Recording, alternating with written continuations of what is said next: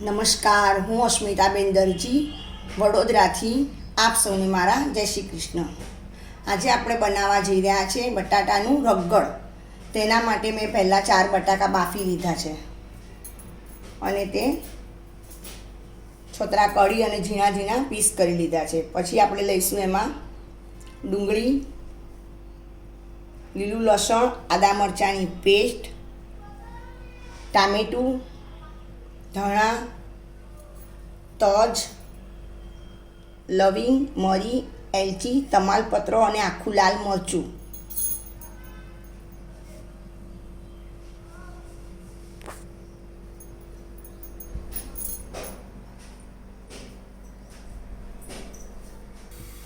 ચાલો ત્યારે આપણે બટાટાનું રગગળ બનાવવાની શરૂઆત કરીએ. આપણું કઢાઈમાં તેલ મૂકેલું ગરમ થઈ ગયું છે. એમાં હું તજ, લવિંગ, મરી, એલચી, તમાલપત્ર અને લાલ મરચું આખું.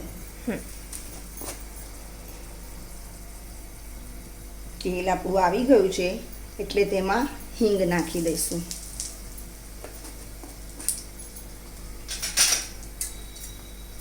હવે તેમાં સમારેલી ઝીણી ડુંગળી એડ કરી દઈશું. આપણી સરસ શેકાઈ ગઈ છે. હવે તેમાં હું લીલું લસણ એડ કરું છું.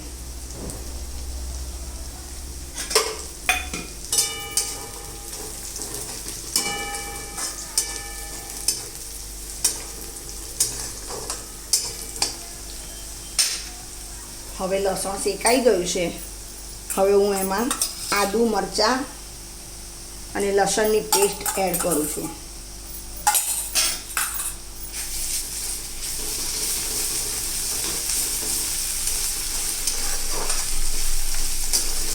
હવે તેમાં હું સ્વાદ અનુસાર મીઠું એડ કરું છું. હું અહીંયા મીઠું સિંધવાવ લીધું છે પતંજલિનું.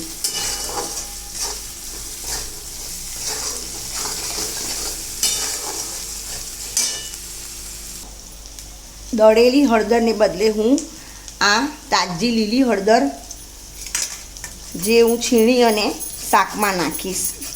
બાળકો તો ખાતા નથી તો શાકમાં ખાઈ શકે, મોઢામાં ના આવે. આપણી આ છીણેલી લીલી હળદર છે એ હું શાકમાં એડ કરું છું. હવે તેનો કલર નેચરલ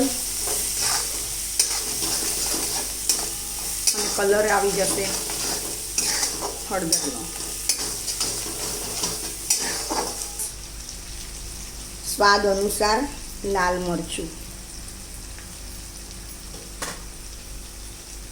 અને ધાણા જીરું.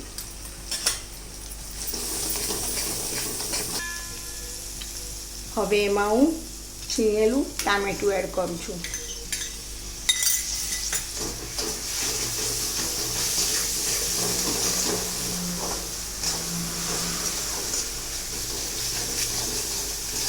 હવે તેમાં થોડું પાણી એડ કરું છું કે આપણો મસાલો બળી ના જાય.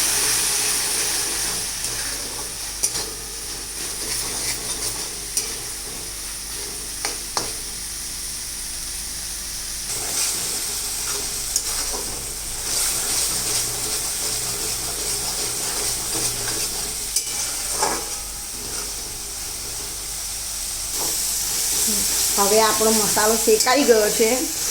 મસાલો શેકાયો એટલે તેમાંથી તેલ ફેર છૂટવા માંડ્યું છે.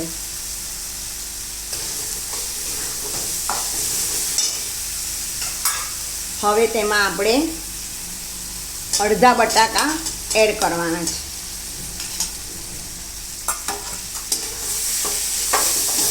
હવે આ બાકીના રહેલા બટાકાને હાથ વડે થોડાક ભાંગી કાઢવાના. અડધા બટાકા હતા તેને મેશ કરી દીધા અને હવે તે હલાવી લઈએ.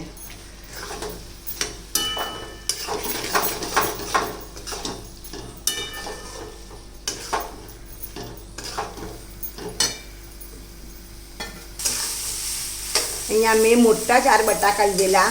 એમાં 2 બટાકાના ઝીણા ટુકડા છે અને બીજા 2 બટાકાને મેં હાથ વડે ચૂંદી કાઢેલા. હવે આ આપણું બધું શેકાઈ ગયું છે. હવે તેમાં આપણે પાણી એડ કરી દઈશું.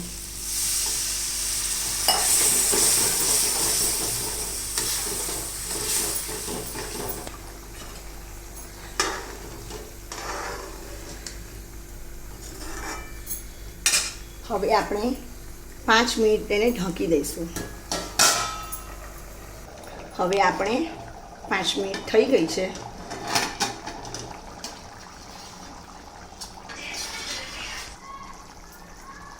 હવે આપણી બટાકાની રગડ તૈયાર છે. હવે તેમાં આપણે થોડું લીલું લસણ ઉપરથી નાખીશું.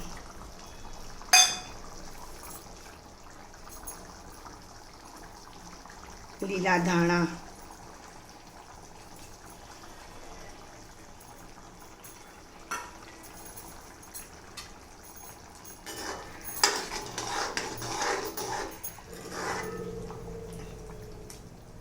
હવે આ બટાટાનું રગડ જે રસાવાળું છે એ તૈયાર છે.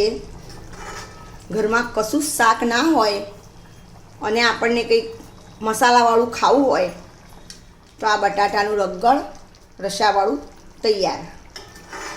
તે ખીચડી સાથે, ભાત સાથે, રોટલી સાથે, દરેક સાથે ટેસ્ટમાં સરસ લાગશે.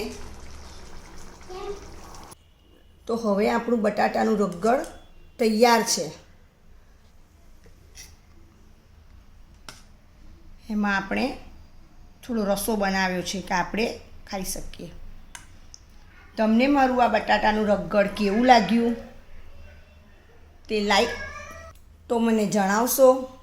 મારી આ રેસીપી તમને કેવી લાગી તે મને જણાવશો. લાઈક કરશો, શેર કરશો. ચાલો ફરી નેક્સ્ટ વિડીયોમાં મળીએ.